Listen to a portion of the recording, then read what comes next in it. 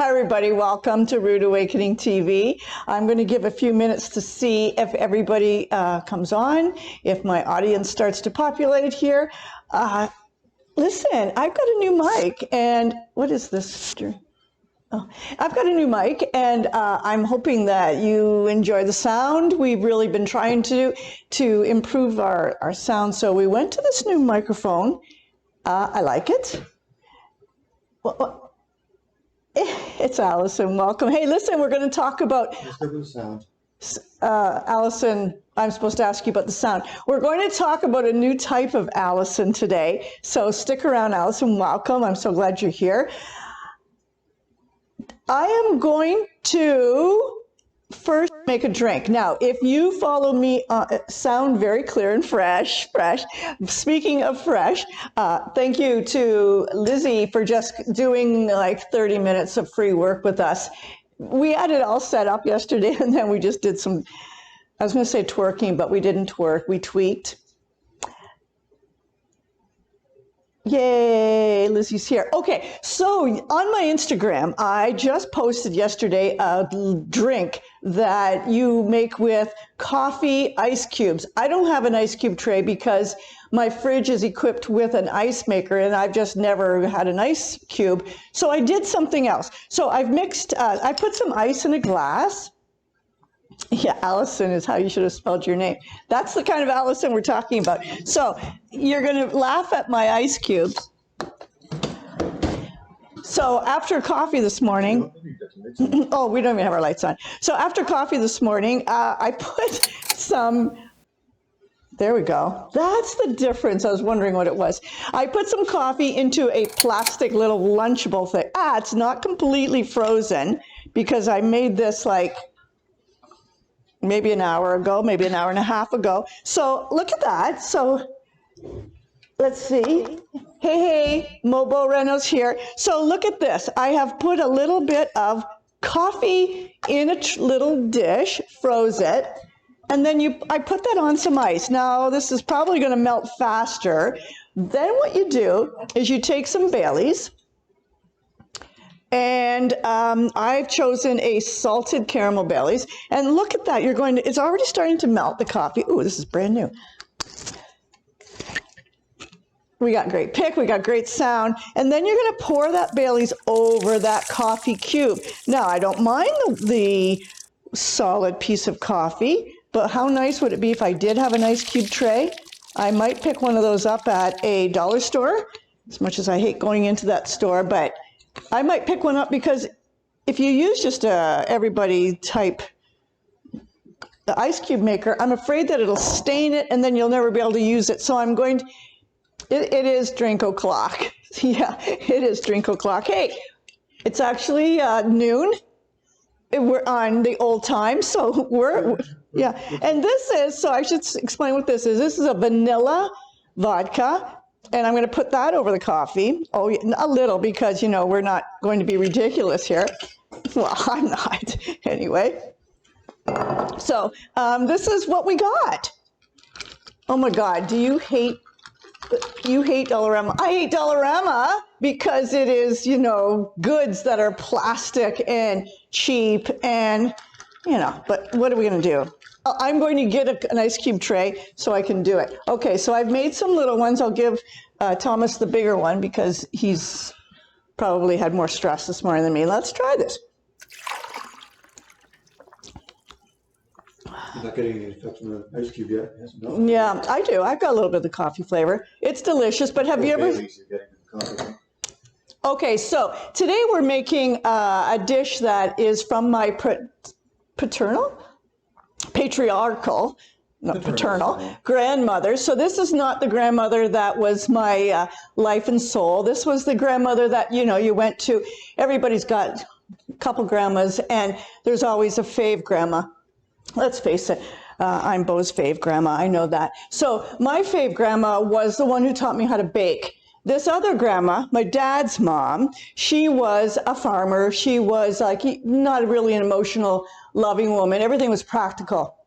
And so this is a dish, it's a French-Canadian origin, and this is a dish that would have been, like a harvest lunch And so when my family would go to my grandmother's house and they would harvest the fields, my brother and my dad would go harvest the fields for her. Grandma Shade.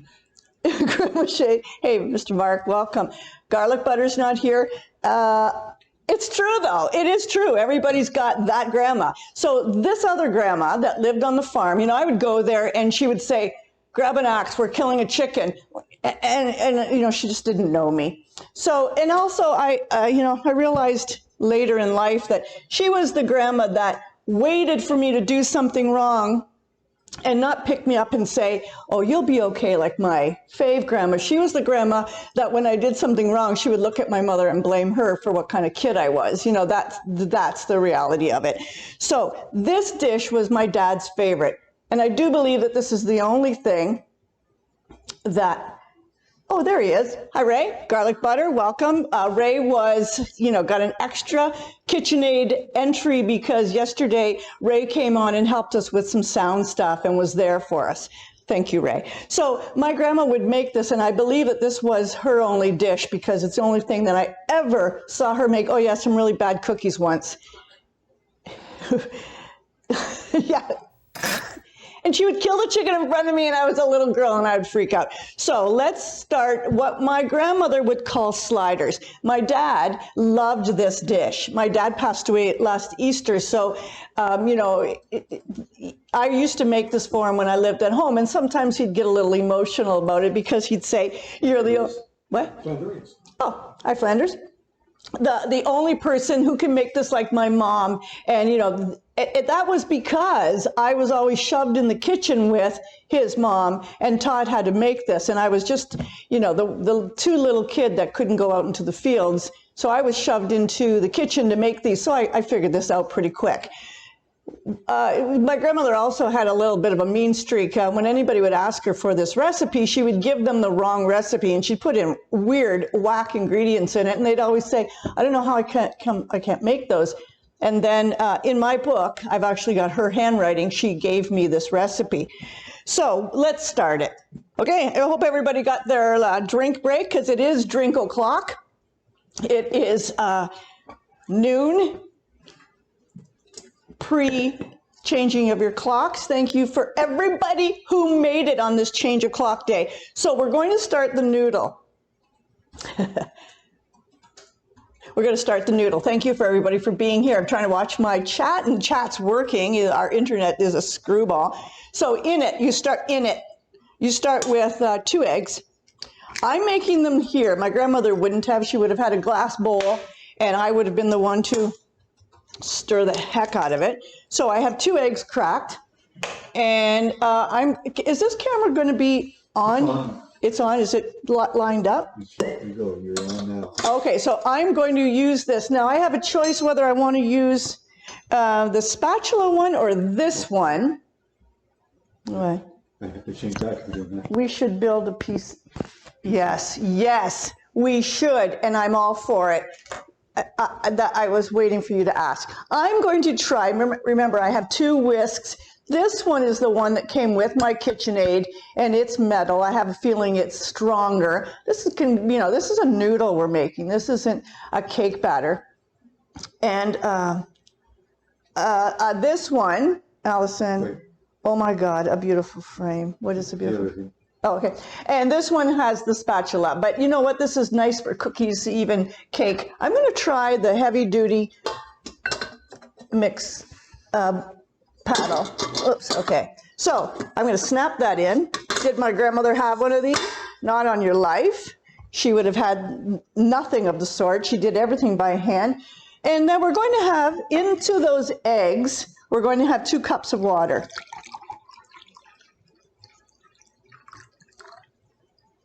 So I'm making really an egg slurry out of that. I'm going to mix that. So she would have whisked it with a fork. My grandmother was not very experienced. She probably wasn't educated. She probably learned this from her mom or something like that. Yeah, I was my grandmother's mixer. Okay, so now I've got this egg slurry. And now I'm going to add in I still revert back. You know, that's something I always do is I go back to recipes. I never want to make a mistake. It says 3/4 teaspoons of salt. Who cares if you put a little bit more? I'm going to put almost a teaspoon. This was not fine dining. This was feed people quickly. Grandma was no spoiled Kitchenaid. Okay, 3/4 teaspoon of baking powder. I'm going to put about 1. Monique loves these. And Liz does too. I don't know why. They're just good Sunday warm. Now, some people don't. I think Troy has tried these and said he didn't like them, or they just didn't suit him. But, you know, to see my dad's face when I'd walk into his condo with these, he would just sit down and eat like crazy. Now, 2 things have happened with these with my dad. One night I made them. This was like maybe 40 years ago. I made these for him and he ate them and he really enjoyed them. And that night he had a massive heart attack. So I said, I'm not laughing about that. It's just, that's a funny coincidence. And so I never made them again. And then he said, okay, you know, 20 years later, I'm over it. And he started liking them again. And he loved them. And then the last time I visited him, I brought them. But because I was living in Bobcaygeon, I made them ahead of time, took them there. Now, something happened in between that travel time, and they spoiled. When I got there, I lifted the lid, and it was winter. It was in the back of my truck. I thought it'd be fine. I lifted the lid, and the broth was a little pink. I smelled it, and it smelled like death in a dumpster. So I said, no, Dad, we can't eat these. These are gone bad. And he said, no, no, no, no. Too hearty for Dad. He said, no, no, no, no, no. Hey, good morning, Gay Jesus, welcome. So he said, I'll eat them, I'll eat them. I said, no, Dad, you're going to get sick and croak it. You know, we're not eating these. And I dumped them down the garburator in front of him. And he's like, no, I like those things. I'm like, but Dad, they're spoiled. You can't eat them. And, you know, a few weeks later, he passed away. And I'll always remember that as messing up that last time. But, you know, he had loads and loads of these. And I'm not... Death in a Dumpster. It is a pretty good name. Okay, so I'm mixing up some shortening. So what I've got in here is that egg slurry. I've got 2 eggs, 2 cups of water, 3/4 teaspoon of salt, 3/4 teaspoon of baking powder, and a 1/2 cup of shortening. And now I'm just going to start adding flour. That's it, guys. That is what's in here. So I'm going to close it. I've got about 4 cups of flour, and here's what my grandmother's recipe actually says. Add flour until it's not sticky. This was the precise cook she was. So I'm going to add flour, and I'm probably going to make a mess. So I'm hoping that you can see this. I'm going to add a little bit because, you know, you don't want to add it all at once. But Nikki and Liz loved these as a kid. You know, they would love them the next day, and then they would get so thick because the flour kept cooking that it didn't matter. We'd add a little chicken broth. What is this exclusion? No, there's no exclusion. I just included you. It's just that everybody liked them in their own time. Everybody likes these. Who doesn't like dumplings? Especially these dumplings. Okay, see that? I don't know if you can see it. It looks like a cake batter. No, no, no. You know what? Okay, so now I've got 4 cups of flour, and you're like, whoa, that's a lot of flour. No, that's not going to be it. It's probably going to go into 6 cups of flour. But I just start off with 4. There we go. So you can see it. Now is when you want to slow up the adding. You just don't want to dump in because it is an easy dish, but you don't want to mess that up. So I'm going to add it slowly until my grandmother's advice of do it till it's not sticky. Oh, it sounds a little bit. I'm glad Mom's not here.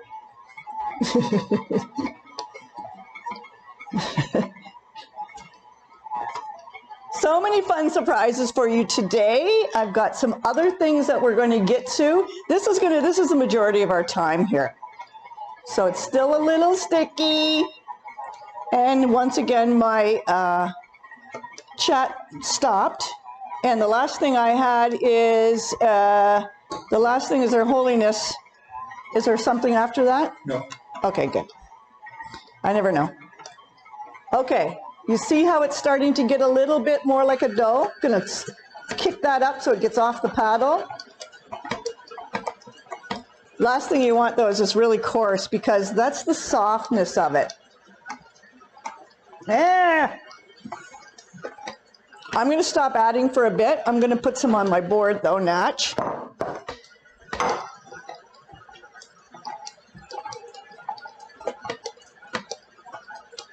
Okay, I'm gonna stop it. I'm gonna take my bowl here. So it is pretty sticky. I'm gonna want some more flour, and this is when I just start doing it by hand. You know, so my grandmother, they never had much money. Even if they did have money, they came from such poor origins that they didn't know how to cook finer. And, you know, good food is good food. So sometimes as a side dish to this, she would fry hot dogs. And I had no idea that, you know, how to tell them that that was disgusting, but I didn't. And, you know, we had fried hot dogs in butter. And it was all I ever remember her cooking. I don't know if she had any other ideas. Ray, I think you can. So if the recipe is up, Tom will put it down. And it's really a simple dumpling. And then you make your broth. I like the way the dough is feeling right now. So I am going to now put some flour on my board. I'm going to dump this out. Fry hot dogs. Oh, no, no, no. Ray, don't do it. Hot dogs are the bane of society. Okay, so you see how much I have? We're going to close up the flour with my gooey hands. I don't like the flour to be open. All right, so we need to talk about it. Last night we went to the Bobcaygeon Inn. It's a great place to have dinner. And we went there because the Boston Bruins were playing the Toronto Maple Leafs. I know some of you aren't hockey fans, but you know, let's just suffice it to say we're probably not going to talk much about that today because it didn't go as planned.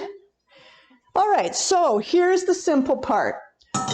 I've got my water boiling. Some research with professional chefs who say, listen, you can go to a professional countertop burner and you can only go 1300 watts. This one is 1300 watts. You can get higher, but then it's not going to be electric. So I decided that there's nothing wrong with the one I have. It's a cast iron. It's all the things that they said that you would want to have in it and just use it differently. Yeah, I'm going to blow a breaker. That's what my moderator says, and that's the truth. So I am cutting these into squares. And you can see I cut them at a little bit of an angle. Don't know why. It doesn't change the flavor. It's just, it makes it twist a bit in the water, and I'm going to boil them. Yeah, I know.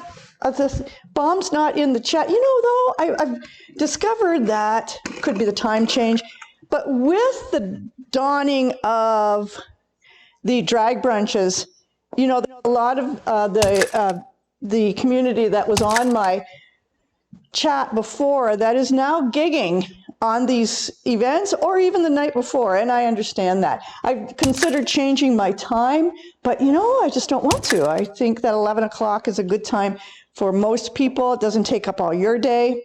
I appreciate who comes on.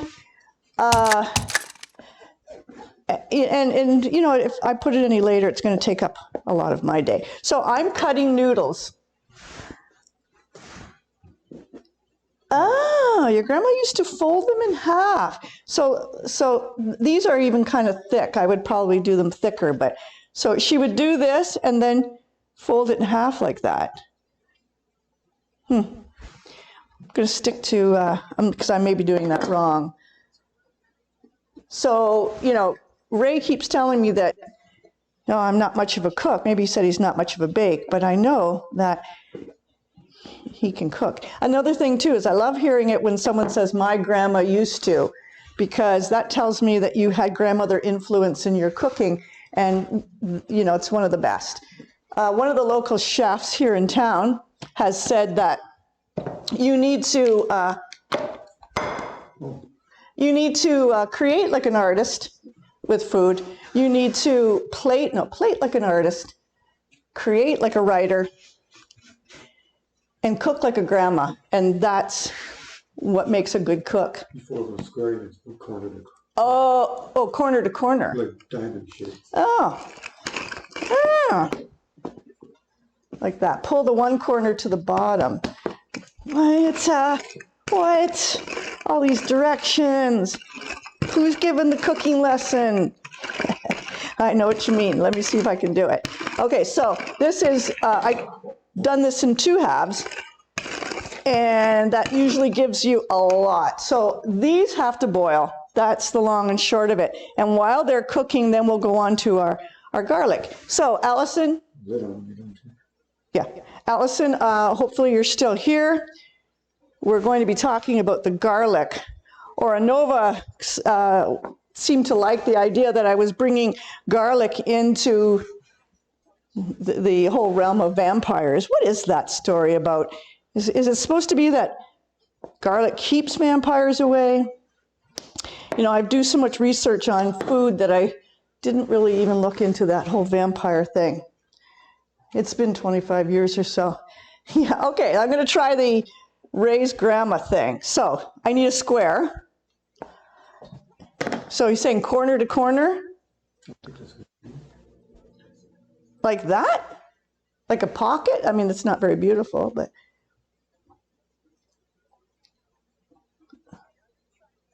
Nope, not doing it, Ray, because it's messing up my vibe. It's messing up my jam. So, yeah, so vampires and garlic. Who's got some information about that? What is that all about? Because I've met a few vampires in my life, and didn't know how to. A little too big of a square. Oh, okay. Well, you know what? These really have to cook into that water and become soft. But if you can see, I don't know which camera's on right now, but if you can see these little morsels, they're soft. They're not a big clunk of dough, even though that's what they look like. They are a real tender piece of noodle. Okay, I'm going to submerge a little because the uncooked ones are sitting on the top. Now, see what happens is this cooktop, it may rolling boil when I've got it on the full stove, but it doesn't. So when I get these all in, I'm going to close it up. So for those who weren't here, we took a coffee ice cube, we put a little bit of Bailey's, and we put a little bit of vanilla vodka, and we made quite a nice drink. It said winter drink, holiday drink, I suppose. It's quite yummy. Allison said, and vampires are super neurotic about their breath. You think so? Well, you know, that whole garlic breath thing, we're going to talk about that. And we're going to talk about the benefits of garlic after I get these in. They don't like their victims to have bad breath. I don't think they're much concerned about that. So where is Bombay? Like, somebody check in on this person and say, like, hello, you're missing the best cooking show. I did want to bring something to your attention, and I'm forgetting. Anyway. The Leafs winning? Was that it? The Leafs winning? No, it wasn't the Leafs winning. Today, Tom has on a Boston Bruins t-shirt and a Maple Leaf jacket, and I'm thinking he's having mixed emotions. Okay, I am going to turn that, it's on high, and I'm going to close it so it boils.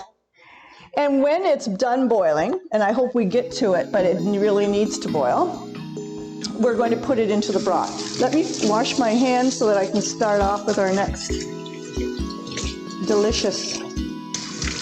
Yeah, a little bit of noodle under my fingernails. So we're supposed to have some really nice weather in the next few days. Get out and enjoy the last little bit of the weather before fall hits, or fall is here, but before winter hits, I should say. All right, I'm going to remove this because it's full of flour. Clean up my area. This is when we would have had pictures or something. Hey, some people sent pictures of what they made last week, not the candy apples. What was it? No, was it the week before that? There was something with the apple roll. Oh yeah, the apple rolls. I had some pictures sent. You know, I never wanted to be one of those retired people that said, "Oh, I'm so busy." But how's this happening? We're getting to the point where we're running from event to event, and it's not working for me anymore. Okay, so let's talk about garlic. Garlic is something that most people have used in their life. This is from a farmer from Peterborough. The farm's name is Nautilus, and his name is Todd Noble. And he gave me a pretty good lesson on garlic. So what you'll know about it is that it is a bulb, and it comes from the allium family. And it's really a good source of antioxidants for us. I'm going to read, because I don't know this and I haven't received my teleprompter yet. So garlic lowers blood pressure, stops inflammation, lowers your cholesterol, supports your immune system, reduces blood clotting for all of us who are concerned about that, and provides a host of antioxidants. It has been known to cure bronchitis, and that I found to be interesting, but you have to eat it raw. And it also helps with flatulence, colic. These are problems with some of the community, especially the older community, and rheumatism and fever. But you have to eat it raw for that. So garlic can stay in your system for 2 days. And if you have that breath, as your vampire friends you were talking about have it on their breath, then that's because you ate it raw. You know, if you cook it, you're not going to have that same negative side effect from garlic. Why would anyone want to cure flatulence? I know, it's like the sense of humor of this household, but let's talk about our warped sense of humor. So you can see that I have 6 varieties from this farmer, and I've made myself little notes because I can't remember this stuff. Okay, so there's many, there's hundreds of types of garlic. I'm just telling you the ones that this farmer grows. So there are 2 different kinds. So there's the rocambole and there's the porcelain. They both are hard neck. And if you look at this, and the farmer also wrote on them, and I was impressed with that, because do not like Sharpie on food. But anyway, it helps me. So if you look at this garlic, it's beautiful. It is a hard neck. It's a porcelain one. And here's one that has been, am I on this? Yeah. Okay. Here's one that has been cut into, and you can see, look at the size of those cloves. There are about 4, maybe 5 cloves in this. This is delicious for roasting, because when you roast this in the oven, and you can roast maybe 5 or 6 at a time, you're going to get a really creamy paste out of that. And if you look at the middle, look at this stalk in the middle. This is hard neck, and it says it's easy to peel. It's not easy to cut, but it's relatively easy to peel. So this one is Music. That's the name of this particular one. I love that it's so white, and it's so crisp, and it's clean, and you can see that it's a fresh garlic. You can get elephant garlic at the grocery store, but this just changed it for me because it's beautiful. It has a rich, strong flavor. It has about 4 to 6 cloves. It's great for storage, and it's really good for roasting. So this particular one could last in your pantry for a year. You go to the farmer's market, it'll last. You don't know when the one at the grocery store was picked. Pretty good chance that right now the farmer has this fresh. This one is, it's called Prairie Purple, and you can see that it has a little bit of a purple color. know too that this is part of my culinary arts course, that I had to do a research on local ingredients, so I'm choosing to do it on garlic. This is crunchy, medium flavor, exceptional storage value, the farmer told me, up to 1 year with this one. It'd be good in stir fries or roasted or used to flavor meats. We're going to go into how to cut garlic. There's so many different types of ways. If you know a good way, stay on the chat and let me know. We do have some boiling. See, it works. Okay, I'm going to push down my noodles. Okay, now, did anybody remember if I salted this water? I don't think I did. So I'm going to put a little salt in that water right now. Oh, oop, that's a lot of salt, but you know, you can rinse it off when we rinse these. So I don't think I salted the water. All right, they are starting to cook. We're going to get them into the broth before we're done for today. We're going to continue to cook them, though I might turn them a little bit down. All right, so the next garlic we're going to go back to is the Siberian. Now, here's where Allison comes involved. This one has a compound, an antioxidant, an organic compound in it that is high in allicin. This one's called Siberian. Again, beautiful, white, firm, crisp, and a juicy garlic as well. It, you know, allicin is something that fights cancer, fights inflammation, fights illness. So if you're looking to you're sick and you just feel like you want to organically ingest food that is going to help you, look for the Siberian garlic. No, allicin. Now this one can be a little hot when it's raw. Some people like that, and it's creamy when it's cooked. It has a good shelf life, but not as good as the music and the prairie life. And then we come to a Korean one, a little bit smaller. You see that it's got about 6 to 8 cloves. You know, it's very nice for cooking. This one is a hard neck Asiatic type. Again, all of these are hard neck, and you know, that's the one that's going to have the longest shelf life. This one holds flavor well when it's cooked. Damn it. I will be cleaning my, I'm going to leave the lid off just a bit. I'll be cleaning my stovetop burner or my countertop burner.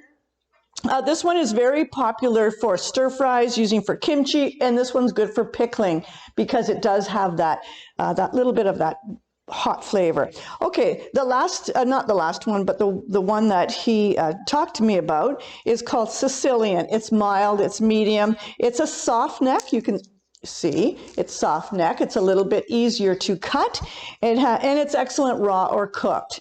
And then yesterday when I went to the market, he called me over and said, I have another one today. It's Hungarian. The Hungarian one is spicy. It's robust. It has a lingering cooking value. So if you're cooking this with this and you're making something like a goulash or a stew, this one's going to hold out. This one's also good for maybe a pasta sauce. It's going to hold out and you're going to have the reminiscence of it at the end. And so this one, you know, the Hungarian one, but of course you can use the Sicilian one. You see they're very close. This one is a little bit of a hard neck.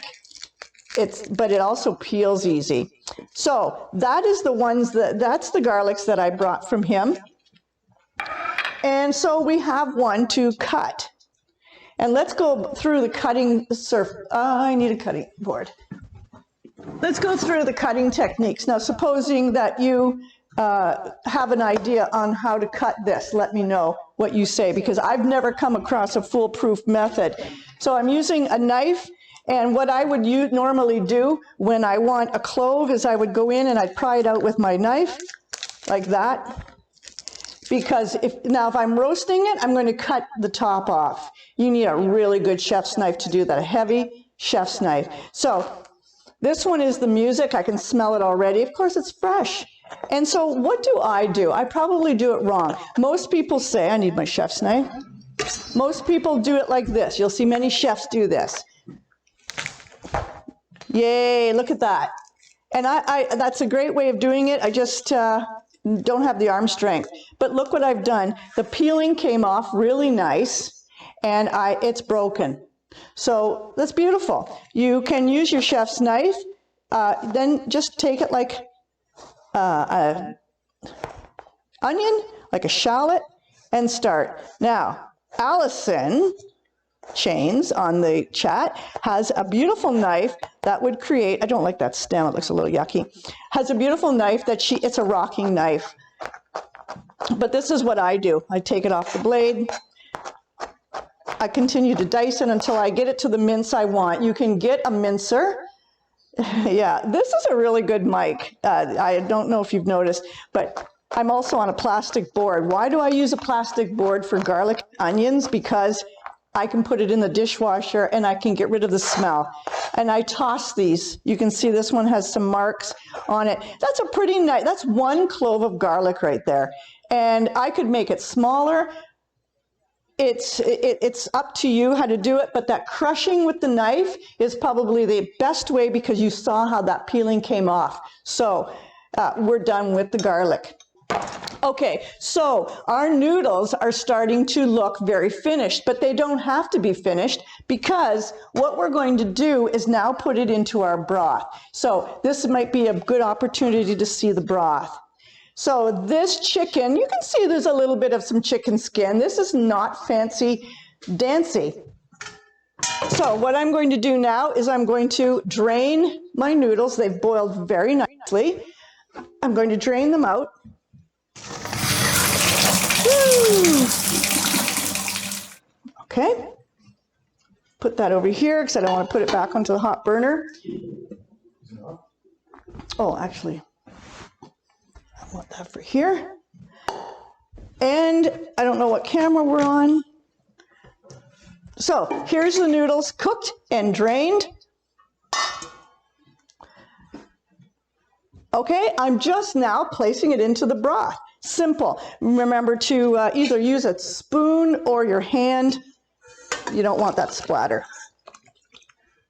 Now, my grandmothers would have gone into the broth immediately, but you can see, look at the thick dough. I'm not sure what, the paste, the gluten, the starch, there's the word. The starch that's involved there. I don't find that to be a really appetizing thing. So now I've got them into the broth, and my broth is soupy, like that. That's not how you want this to be finished. And you notice that mine's pretty dark. I roasted those chicken thighs is what I used. Homemade broth looks great. It really is. Yeah, this is homemade right from chicken thighs. I tend to use those because they're a cheaper cut. I'm most likely going to discard them because by the time my broth is done, I've really used that whole chicken thigh and it's not of much value anymore. So this is soupy. My grandmother would say, but you've made them wrong. Nope, not yet. Now I'm going to return them to the heat and I'm going to put them on a low heat. I'm going to put them on what mine says 4 out of 10. So that's a low, medium heat. And I'm going to let that stew for a couple hours in the day. That's why this is a Sunday meal, because you needed some time to do that. Okay, sliders, that's what they're called. Even though you go online, it'll say sliders. It's a French-Canadian dish. Some people just call them dumplings, but dumplings to me is a ball of a different kind of biscuit dough. So we have done the garlic, we have done the sliders, and now what I want to show you is a few more things. These are just kitchen skills that I think you should have. And maybe some of you do this. Do not. I usually put a whole bird in a pot. Yeah, that's and with the Trinity and make my broth like that. Beautiful, Ray, but you know, using the whole chicken is a great idea. And then, you know, even some of those pieces are good to feed your family if you want. And I do that as well. It's a nice way to use a whole chicken, especially if it's, you know, a cheaper bird from the store. It's, you know, it's a stewing one. It's great. I just use those chicken thighs because they're on sale this week. So do not buy breadcrumbs or any of those breading kind of things from the grocery store because you know, I've talked to people who work in those factories, and that is sometimes moldy bread. That's questionable quality bread. It may be the crusts that were cut off in some places. Don't use it. It could be swept off the floor. Yeah, oh gosh, that's right. So what I do is, look at what I've got. These are odd pieces of bread that, you know, when you get to the end of a loaf of bread and you bought a new one for the week, and the old one's sitting there and you think, oh, I got to use it because it's going to go bad. Don't let it go bad. I put it onto this pizza tray with the holes at the bottom, and I let that dry. And this is only a couple days, you can see it's ready. And then I crush these. I put these into my food processor. If you don't have one, you can just break these, put them into like something like this, roll it up and crush them. Food processor is the best thing to use. And then I have fresh breadcrumbs. And let me get you my fresh breadcrumbs and show you. I should have had those out. All right. So then I keep it in a jar in my pantry, and I've got fresh breadcrumbs. I know exactly where these came from, and I know that there's no salt, there's no mold, there's no mouse droppings in it. I know that this is fresh bread that I dried in my own kitchen, and you can put a little bit of oregano, a little bit of thyme, you can put some rosemary in it, and you can make a flavored breadcrumb, your choice. You could even put a little seasoned salt in it, and then you've got something that's really usable and really delicious, fresh, and you know what's in it. That I wanted to bring to your attention because I'm sure most of you do it, but maybe this is just a kitchen hack that you see and say, I'm going to do that today. However, I'm sure you're making coffee ice cubes first. All right, last thing we're going to end our day with today is a simple rice pudding. Allison loves rice pudding, and one day I did this at the beginning of my season 1, but I didn't go through actually how simple. This is something that my other grandmother taught me to do because I loved it as a kid. So this is called a double boiler, and if you don't have a double boiler, you can fashion something maybe. But I don't know, they're not easy to find. You could go, this isn't a really expensive one, I just went onto Amazon. I've gone through about 7 of these throughout my life. Like for one of my birthdays, my grandmother gave me a double boiler. I was a child and I was ecstatic. So that's, you can see where that comes from. So what you do is in the bottom of the double boiler, you put some water. Make sure the water isn't going to touch the bottom because it's going to spoil the pudding inside. So here's what you do.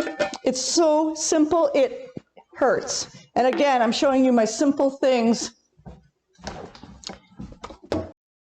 So I'm going to get my 4 cups, good. So in this pot, I am going to put half a cup of arborio rice.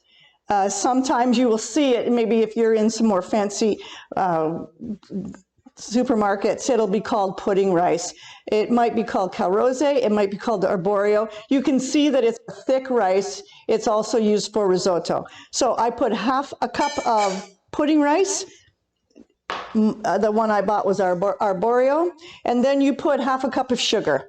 Simple, simple. It doesn't get any easier than this rice pudding.